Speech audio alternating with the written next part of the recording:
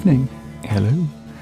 Back at you with the Music Survival Guide podcast. This is your hostess with the mostess, whatever you want to call me, Soda Pop. I'm happy to be here once again. We actually didn't think we were going to get an episode in this week because... I'm sorry, Soda. Can I just interrupt real quick? I'm on the phone sure. here with our guest, and they're telling me that they're not going to make it. That's Monkey. I don't really understand why, but they say that there's an issue with their car. Yeah, we had a couple of issues trying to get somebody on the show tonight. We might have to improvise this one. Sorry, man. But it's okay because we've been doing really well with that. And there was one guest-free episode where I just talked to you guys for a while. We talked about AAA Battery. We did a feature on them, which was really neat. Last week, got Andy Blacksugar of Black Sugar Transmission and KMFDM to hang out with us for... Man, that was probably the longest episode so far, 2.5 hours. It was so good. I really could have hung out with Andy all night and talked. We got into a lot of really great topics. It was very easy. Everybody was super calm. Monkey was there hanging out, being a good sport. I know that was a long one, so thanks. Andy Blacksugar has one of the coolest apartments I've actually had the privilege of hanging out in. Yeah, Andy's great. He's just super cool all around. He's got eye candy all over the place. Very cool posters. Yeah. Hidden gems. Very intricate. around the place. Intricate little conversation pieces here and there. Yeah, no, for sure. And all I wanted to do is just take a picture of everything and then post it and say, look where I was. We can't do that, obviously. But of course, I just discovered there, because I've hung out at Andy's a couple of times, but I discovered a whole bunch of small shelves that were completely from top to bottom covered with cassette tapes, and it looked like there were like a lot of mixes and a lot of like bootleg stuff there. That was really fun. But anyway, this is episode 6. For us, it's February 23rd. It's Friday evening. It's kind of cold. Not really. It's been super springy this week, which was nice. Well, Monkey's on the mic with me again tonight, which is good. But there's a reason for that. He's not just here to kind of hang out and chit chat with me because we didn't have anybody. We couldn't work out the guest situation this week due to a couple of different scenarios. But let me see. About a week and a half ago, Marilyn Manson played at the Paramount. Did you hear about that? It totally like crumbled, fell apart. Had like some weird breakdown on stage, and I think they played 3 or 4 actual songs, and then the band played for about a half hour because he walked off. I don't know what kind of state he was in, but you have to. There's videos on YouTube from the Paramount at Huntington. It was really peculiar. I've been listening to Marilyn Manson for a really long time. Not so much anymore. I don't particularly love the newer stuff. The early records I really, really love. Marilyn Manson, Portrait of an American Family especially helped me survive a few different parts of my life. But so yeah, that was crazy. And then just 2 weeks ago on Valentine's Day, actually, were the shootings, more shootings down in Florida, which was very unfortunate. It's become far too common. I actually kind of fell down a rabbit hole recently. I started watching these recent videos that came out on YouTube. Well, we were watching last night. I think there was last night or the night before, there was like a live show that they did where a lot of the kids were able to speak to a number of different people involved in government issues and gun control and all that stuff. There was this one video with the representative of the NRA. There was a video with, and the president himself. Marco Rubio was there. Yeah. These kids, they were sharp. No joke. Right. No joke. It's good. It makes you feel like we're not so totally doomed as we think we are. It makes you almost have hope for the next 40 years. A little twinkle. It kind of actually, and I didn't want to get into this, but it does. Yeah, I don't want to spend too much time on it. I just wanted to say this though, because it makes me feel like shit, because I feel like I am the generation in between, and I feel like, me personally, I haven't done enough, and I don't think I ever will, because I don't want to get involved. But I have been spending a little time on social media, and there's a huge conversation going on, and there's a lot of back and forth. And unfortunately, it feels like up until these 16 and 17-year-old kids decided to actually, speak their minds because of the people they lost. Right. It almost feels like I haven't done enough. And I wish there were a way, but, I mean, you can always start to do something or anything. I mean, it can be anything. I mean, even if you decide that you want to go volunteer in a soup kitchen or a couple, sure, but once a month. It could be this. It could be literally two intelligent people, and I say that with all modesty, getting together and talking about it. But I am also a little flattered by the idea of talking about something else. Which we're going to, and I addressed that with you before I came over because, like I had mentioned, this was kind of, not that it's last minute because we've been doing this steadily now for about 7 weeks every week, which is awesome, and I'm so into it. I couldn't be happier with how this has been going. Monkey, full disclosure, I do not want to miss a week of this podcast. And if we can't find a guest, we are literally going to interview the guy next door who sells Guatemalan food at a food truck. We will figure out a way to get this show out to you because I guarantee someone out there likes music and they can talk intelligently about it. Yeah, I was my friend Cindy was going to come on tonight and hang out with us. I was looking forward to Cindy. And your description was very attractive. She's a tough girl. She's cool. She's been through a lot of stuff. She was all in, and then later in the afternoon, I was like, it's just not going to work. It's a crazy day. Everybody's schedules are just bumming me out. And then maybe 2 hours ago, Monkey was like, I'm going to be home in a half hour, and I was like, Arr. So I tried to reach out to Cindy. She had a really long day, so she wasn't feeling up to coming out. But she'll come in and she'll hang out one night. Cindy's got a lot to say about a lot of cool music, so that'll be just a fun conversation, and we'll play a lot of really cool songs. We'll do that one night. But tonight, on episode number 6, we're going to talk about Monkey again. We talked about him the first episode, which was great because although we've been friends for 2.5, 3 years at this point, I'm learning a lot about anybody who comes in here and hangs out with me and talks. Like last week, Andy Black Sugar. I mean, I learned so much about the guy. I presented to him a bunch of really, really great questions, and he rolled with it, and we had a really, really nice night.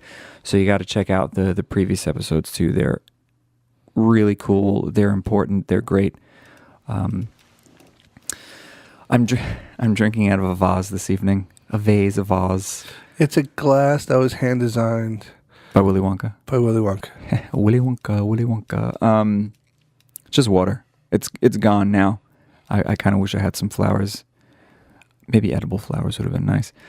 But again, here we go. We're not going to talk too much. We're not going to splice songs in this week. We're going to do something different again, which is great. Mr. Monkey, put out an album totally randomly, super duper under the radar just about a week ago. Traditionally, records now come out on Fridays. They used to come out on Tuesdays. Release date used to be Tuesdays for records, but maybe about a year or two ago, that stopped because of a lot of piracy.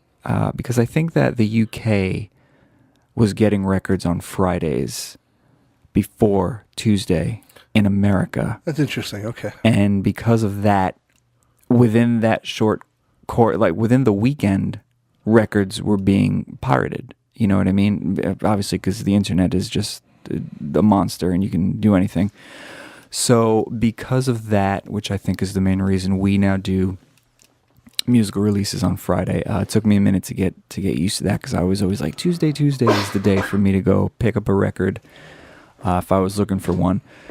But Friday's cool because Friday's a good day. Everybody's super cheery. You know, you go, you pick up your record. If you do that anymore, you download it, whatever, I still go and get my hands on stuff. I like to get my hands dirty. There's got to be people out there that are like, what the hell is he talking about? What about Tuesday, Friday? About records. I mean, records. Albums, CDs, picking up cassettes, albums, picking up records. I mean, 8-tracks. Whoever's listening out there, and I have a feeling you're over 30, but when's the last time you actually went out and bought an album? You know? It's a good question. I mean, me personally, I'm always buying music. I would like to think that the demographic for who might be tuning into this thing are this is for anybody really, 18 and over perhaps, because we do drop a couple of 4-letter words here and there. I don't even. I kind of want to even keep this as clean as possible, just for that reason, so you can really sit around and listen to this with anybody. Not that, a couple of 4-letter words are kind of meaningless at this point in the game in life. But anyway, Monkey's album, what's it called?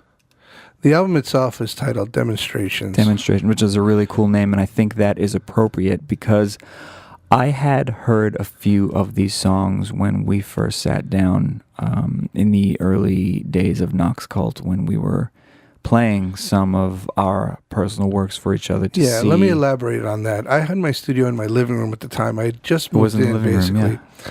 And Soda had come over. This is probably like the second time we I think it was the second time. And we talked a little bit about what we wanted to do as a band, and I said, which was, like we said before, the exact opposite of what I thought we were going to do. And then I said, let me give you an idea of what I'm capable of doing outside the realm of drums and percussions. And which is a lot. And he sat there and he listened to 2 or 3 songs that, to be honest with you, are not on the album. Yeah. Yeah.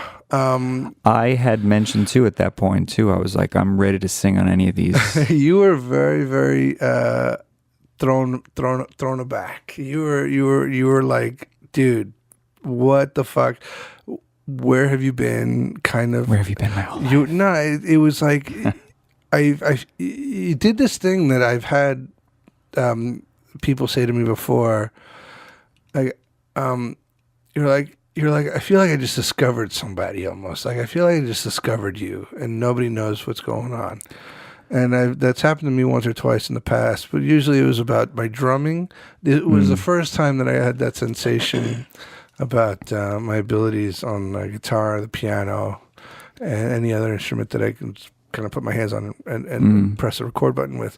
And it did something because from the beginning, I always knew that I always knew that Soda was going to be an intricate part of the future of whatever I was going to put together, because we were going to start a band together. So I kind of felt like we were going to write songs. We were going to create studio albums, live albums, albums that could be portrayed on stage, and albums that were just literally just going to be done in the studio. Mm-hmm. And he gave me this for the first time in a very long time. Like I said, I'd gotten it before, but he gave me a very, very nice, warm sense of accomplishment, which, if anybody's out there who's ever done anything musical, artistic, essentially anything that requires some kind of acknowledgement, that's basically what you're looking for, and that was a very nice,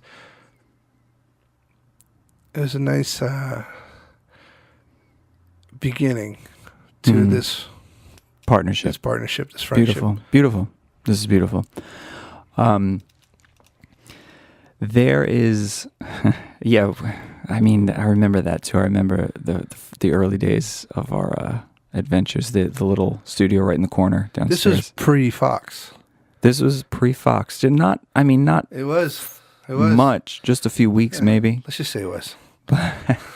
Fox theory. He's been listening faithfully, I think, too, which is great. So thank you for that. And he's been sharing stuff and telling people about it. We got really together great. With Fox. It was. This is literally. Well, it was. Fox was an unexpected treat for me. Monkey sought somebody. I wasn't prepared. But he brought in this little bass dude, and we got started right away. What I'm trying to say is that once we found Fox, we were a trio. It was great. And we rolled quick. And we went steamrolling forward. And I loved every minute of it. But that band is currently not a thing. And Monkey's doing his Rico and the Rebels. You guys played Wednesday night. Rico and the Rebels is going strong. We did a show Wednesday night at Revolution. Sorry I couldn't be there. I had other You were things, there in spirit, my friend. You're always there. The people I care most about are always there. I feel like somewhere somebody is filming, and that, the people I most care about, the people I most want to impress, are gonna find a way to see that video. Therefore, you were there. Trust Beautiful. me. You were Thank there. you. Well, I've seen the Rebels play a few times, maybe 2 or 3 times, and it's a good show. It's a good show. It's a lot of. We're all about high energy. We're a bunch of fathers who. It's a rock show. It's a good rock show.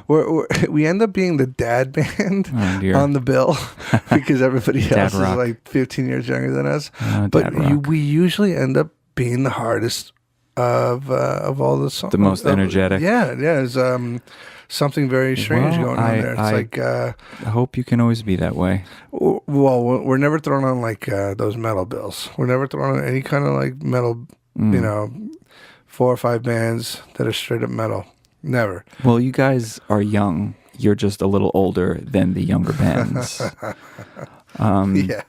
So Demonstrations is Monkey's record. Now, I knew about a couple of these songs. I was not aware that he was going to do this yet, because we did speak in the first episode that in about a year's time he was going to unleash his record, and we were going to that was just bad communication. we were going in to the podcast, circle back around. But I woke up one morning to a post from him saying, like, here's my record. So I haven't had the chance to sit and listen to the whole thing, because I don't want to sit and like listen to it on my phone. You know what I mean? And a lot of times, because we're always running around constantly all day long, the phone is a way that most people listen to music nowadays. Yeah.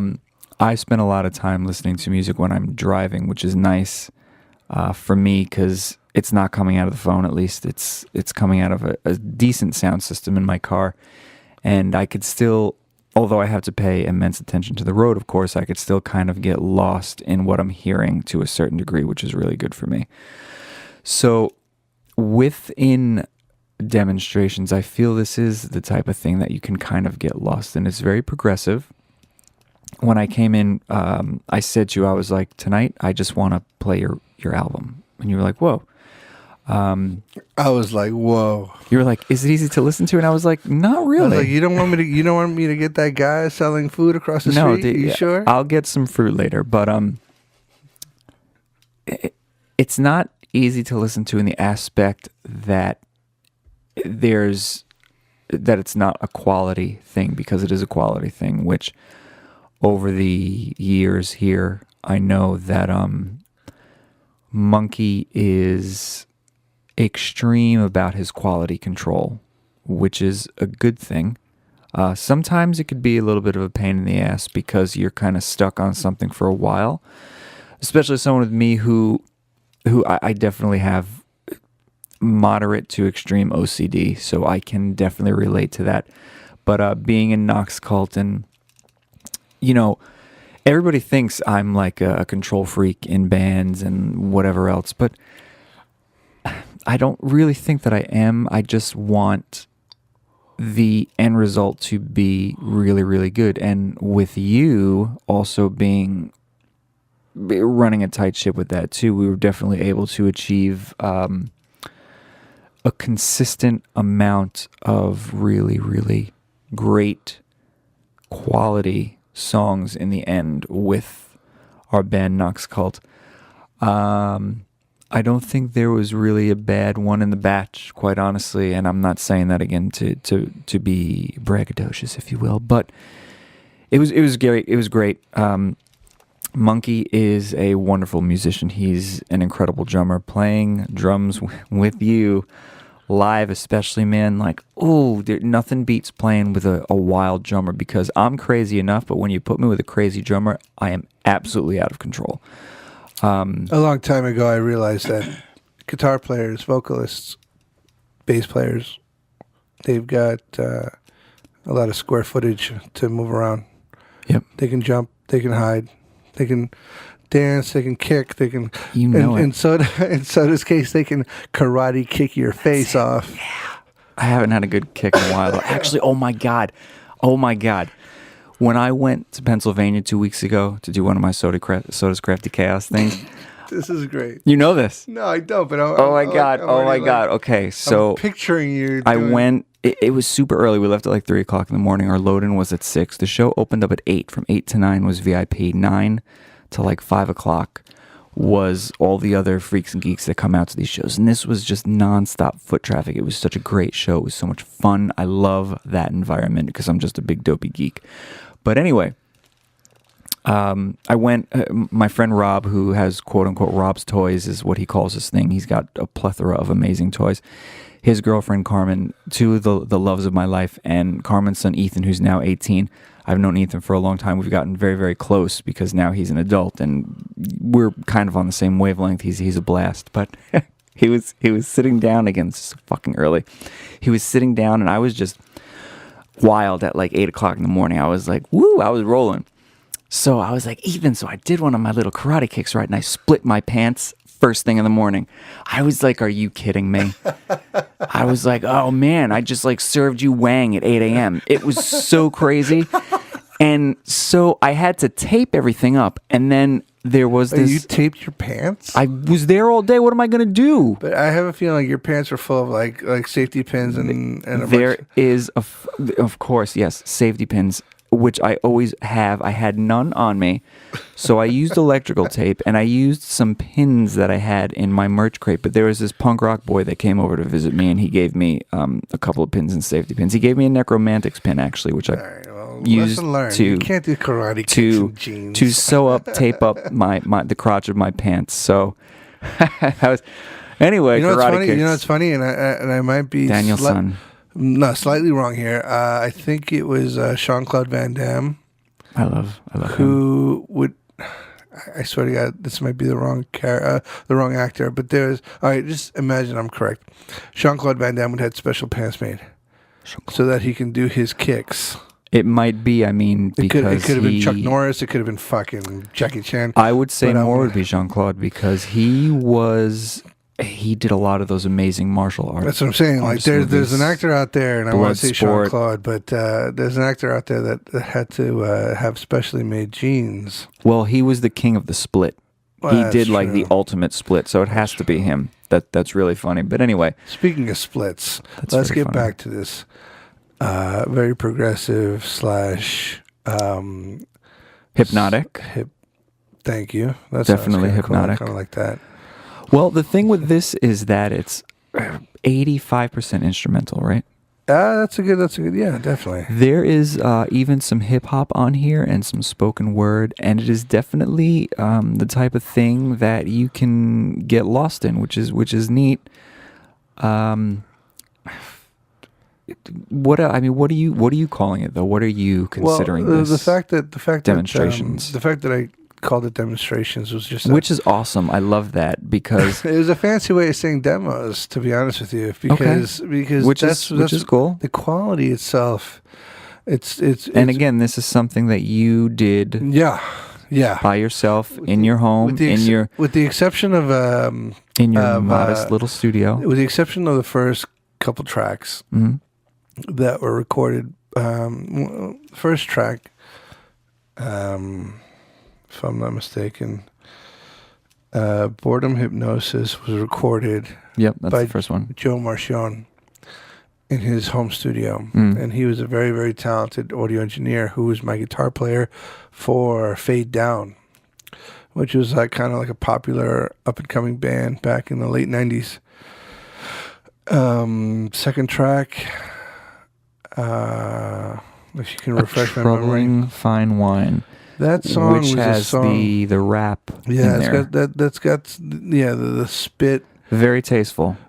A band that was a local phenomenon that was called Murder Suit Fiasco, which was very, very, very influenced by Dillinger Escape Plan. Nice. These guys were friends of mine, and their guitar player actually convinced me to go to audio engineering school with him, and that's kind of where I started learning some of my trade.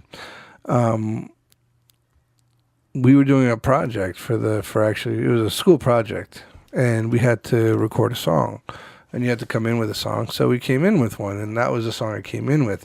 I actually went to Joe Marchion's studio originally, recorded this song with like just guitars, just nylons, and then I showed it to Max, the guitar player, kind of as a demo, right? And then he loved it, and then we kind of, in like a week, he had drum parts. He told his bass player to come in. He told his singer to come in, and it became like this full composition. Mm-hmm. And we got a lot of praise for that. I remember the third track, Voices was actually a song done with a very primitive Boss 8-track recorder. And my singer at the time, Dan Donato, I don't want to ruin his last name because I still don't know how to pronounce it. But he's like, he heard me play this one song for him just really, really briefly. And he's like, I want to put words and lyrics on that. And he improvised the lyrics right there on the spot. And we recorded it, and it just became kind of magical. And I kept it. One of my favorite songs ever. Track after that was an instrumental. I was probably high. I was probably on wine. Descending. But I wanted to make sure that it kind of introduced and kind of gave a little preamble to the song that it was going into, which I recorded in Chile in my bedroom. Cool. Using a 4-track recorder. I ended up calling it Random Acts of Depression. That's track 5. That's right. Because that's that's a cool title. Descending going into track 5 is cool basically me crying and realizing that I just found the love of my life. And that song is entirely... I've only known you for 3 years. That song is entirely about me meeting Carla. That's it. It's awesome. She's actually the female vocals on the track. Yeah. I am the male vocals on the track. Okay. I came up with this stupid rant and kind of towards the end. And the song is so long that you might not want to even listen to it. But it kind of represented the struggle and the amount of emotion that went into just kind of making that relationship blossom and begin. After that, it kind of got a little dark and a little interesting, but I threw in basically after that all kinds of instrumentals, which what I thought would evolve into full-blown songs with all kinds of vocals, but I could never come up with them myself. I'm not proud of my vocal abilities at all, so I try not to flaunt them, and I couldn't really find the people at the time to throw vocals on top. Today, it's a different story. I'm blessed. I am fortunate to have an arsenal of vocalists and one of the best vocalists in front of me right now. So if I ever decided to write anything new, I mean, it's going to be really easy at that point. But the rest of the album just becomes kind of an instrumental with little tidbits of vocals, and it gets a little dark. It gets a little difficult to listen to, but okay. Put it this way, and I'd love to kind of just stop talking because. But we're gonna play the whole thing. Yeah, we're just gonna play the whole thing. What I really want to get across is that I started writing this album back in late 1999, and I'm pretty sure it was done by around 2007. A true labor of love. 2007, I got married down to South America, left South America and came back to New York, and life changed quite a bit. Now, what happened before then, it's a different podcast. It's a totally different story. It's a different conversation. But I left the country. I left the hemisphere, and I decided to create an album. I decided to put it together. For some reason, and I cannot explain it, but 4 weeks ago today, my son was born. Wow, that was quick. And when he was born, I was very sick. I had a bad cold. I was afraid to hold him. I was afraid to embrace him. I was afraid to put my face near him. I mean, at that age, they're so delicate. They're not even people. They're just creatures. The flu epidemic did not allow my daughter to see him until he got home, which was 4 days later. Even afterwards, I was still sick. I almost feel like I'm still fighting this cold, which is just like this annoying cough, which I probably had to disguise during this conversation. But I feel like I haven't met my son yet. I feel like I really, really haven't met him. I feel like we haven't bonded yet. And he's still this little creature who kind of whips his neck side to side, and he's looking to the left, to the right. He's looking in all directions, trying to focus. But every once in a while, he caught my eye, and he's got blue eyes, which is insane because Carla's got brown eyes. I have hazel eyes. So he gave me this look one day, and then he gave me these fucking Jack Nicholson eyebrows, which is really, really cool. He does this Jack Nicholson impression that you wouldn't believe. All right, well, he's got a great future ahead of him. Then maybe we can. The point is, I started talking in voices, like my voice and then his voice, and it was just me and him. And it was probably like 5 a.m. The sun was starting to come up, and I found myself saying, "What's up, Johnny? What are you doing?" And he gave me the Jack Nicholson eyes. He's like, "What are you waiting for? Huh? Just release the album. What are you waiting for?" There you go. And I said, "What? Come on. What do you want? You want some milk?" He's like, looking at me with those Jack Nicholson's on. It's like, stop being stupid. Just fucking upload the album. Get it past you. Because it's been a part of your life that you fucking can't let go. Get rid of it. It's time to move on. This is an insane conversation that I'm having with myself in my mind. Yet it's my son talking to me in voices with Jack Nicholson eyebrows. Holy shit. A week later, I uploaded it onto YouTube, and I said, fuck it. So there's the story. Here's an album that it took me a very long time to release. It did not take me a very long time to write, but in its own right, it actually did take me a long time to write. It was never meant to be an album. It was kind of stories for myself. Every time I listen to all these songs, I love every minute, every second, every heartbeat. It means something to me. It's very strong. It's very powerful. If I'm ever really, really intoxicated and I can't sleep, I throw it on. It's kind of like a sleeping pill. It's not high energy. That. It's not intense, but there's some intensity within it that, it might reach you, it might not. Honestly, I can care less, but I really, really, really would love to have people just kind of acknowledge the fact that something was created, something was finished. Congratulations. Let's move on. Let's go on to the next thing. So the next thing is, we're not going to... we talked longer tonight than I thought we were going to, which is totally fine. But we're going to play Monkey's record, the whole thing. It is not available physically. It's not on Bandcamp. It's not on your traditional avenues. He just uploaded the whole thing to YouTube. It's under a Metal Monkey. So go over there and find it. You're going to find it anyway if you tune into the podcast, because we are going to, like I said, play the whole thing. We're not going to interrupt it. I'm not going to do any sort of outro. I'm going to say goodbye to you tonight, now, and we're going to go out on this thing. Let's enjoy this. Demonstrations by Monkey, a.k.a. a Metal Monkey, a.k.a. Ronnie. Oh, and you didn't ask, so I'm just gonna... I didn't ask, so... I'm just going to...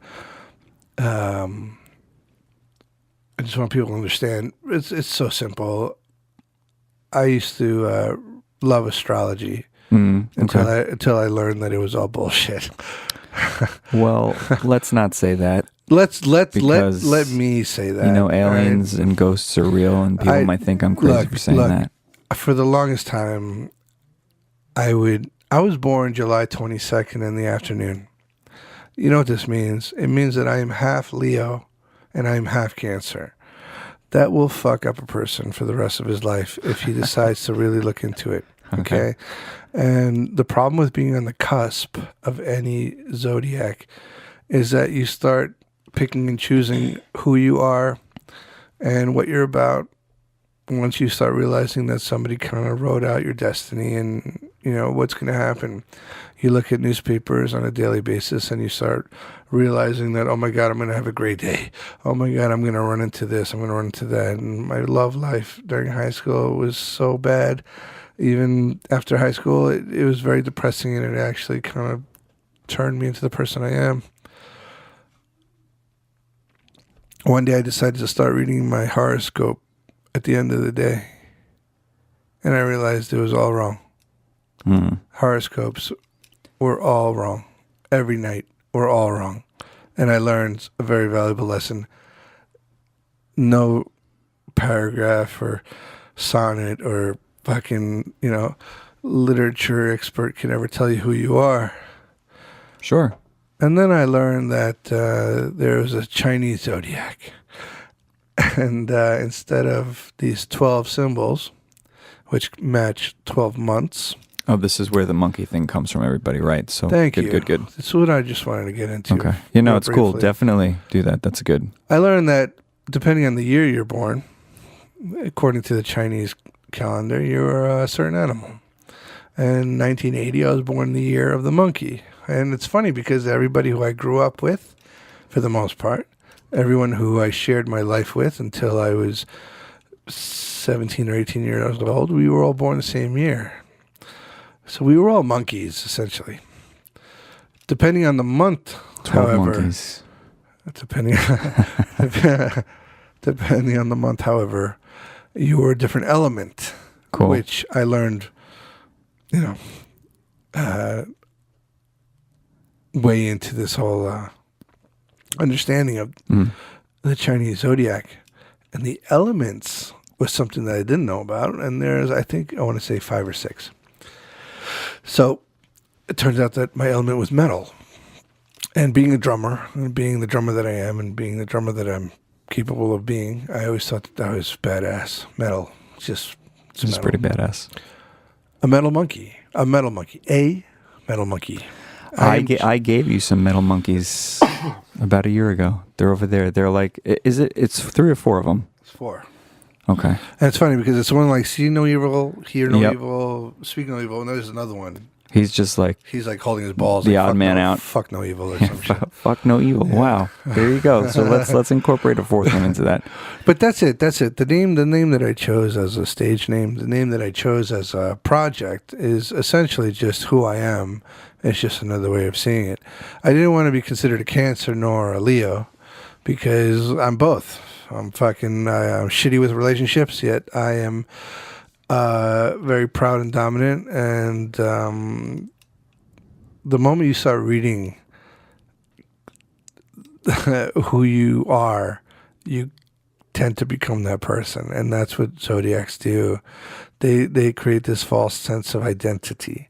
And I don't ever want to do that ever again. And I don't want my kids to do that. So I don't want my wife to do that. Stay away from astrology and all zodiac signs. Is read your zodiacs and read your horoscopes at the end of the day, and your eyes will open up to the idea that your life is not written.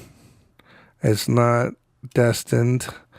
And so you're telling me that fortune that came out of that fortune cookie I got last week was all bullshit, right? Yeah, pretty much. Man, that However, that if it's a good fortune, everything. Why not keep it? And why not maybe hold on to it? No, those some of those are cute, some of those are ridiculous. But anyway, I am a metal monkey. I released an album less than a week ago called Demonstrations because of the quality of the audio. I did a lot of it myself. I am not a professional engineer. I am proud of what I'm able to do. I'm proud of what I'm capable of doing. You should be very proud because a lot of people can't do that. Even those that attempt to hit a wall. It's not easy. Some people just have a knack for it, which I feel that you do, which is well, I appreciate that, and thing. I fucking love you for that. And I hope that you guys enjoy this, and I hope that you can tell me what you didn't like about it, because I am very, very open to suggestion. I'm open to criticism. I might not like it, but Jesus, I need it. All right. Well, we all have to take a little criticism doing this creative thing, but we have a lot to say. We have a lot to do with this podcast. There is no end in sight, and I'm happy to present this to you tonight. It's new Demonstrations by a Metal Monkey. And that's it. We're going to sign off. Listen to this thing when you have the free time to sit there and focus on it, because it's kind of one of those. It's not something that you're going to put on in the background. Take it in. It's smart music. So here you go. Demonstrations by a Metal Monkey. Thanks, everybody. Standing on the runway, I said to myself, this begins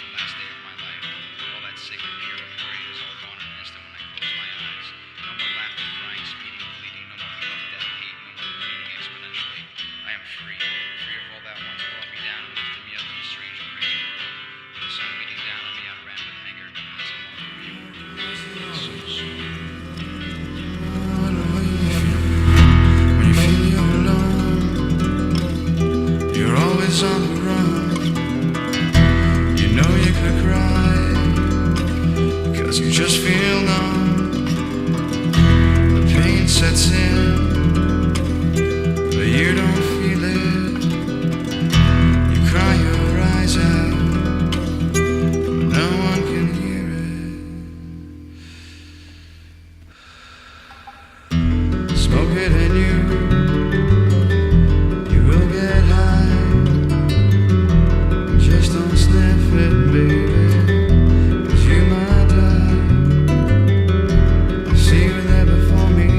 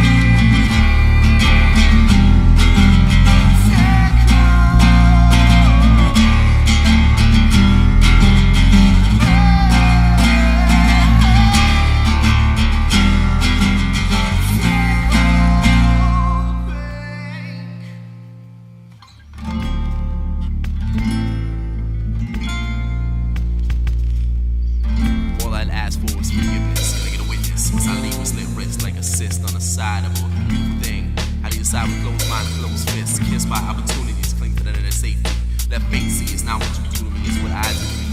A silent pleader for me from problems without the will to solve them. Until I face the fear, the hard times so near when I land in the clear. It'll be worth it. When miles away, say it'll all be worth it. When miles away, say it'll all be worth it.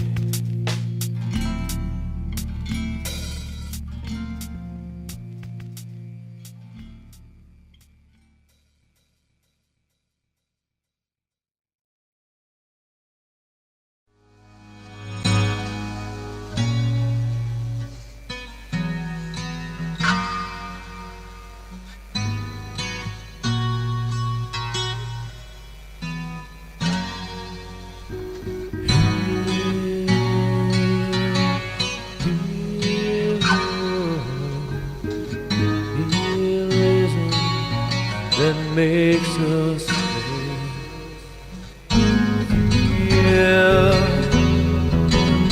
break down.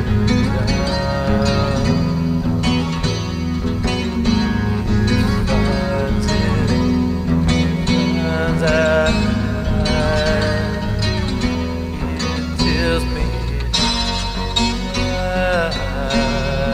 could not. It goes on, it makes all this right. It makes it up, reach for it and look on.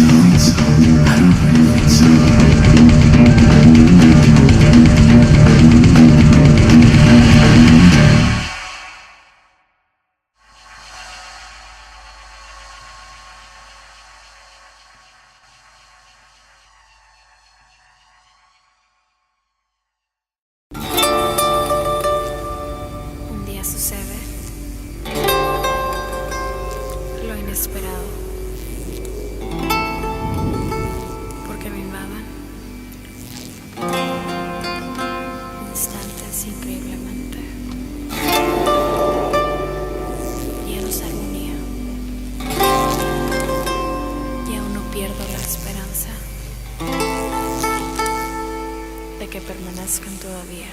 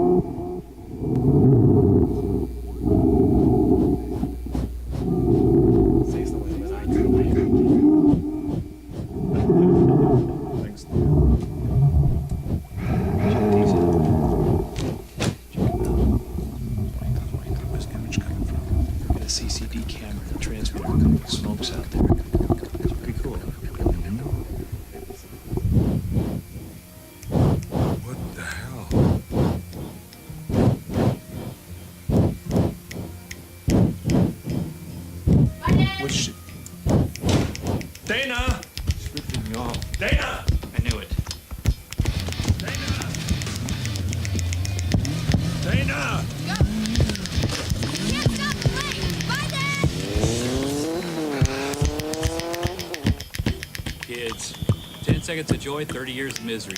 I got married 3 times, but at least I was never dumb enough to have any. Yeah, she shouldn't be stealing. I taught her better than that. Yeah, but you're not her parents anymore, you and Helen. Her parents are Axl Rose and Madonna. Donna. How ego-based can you get?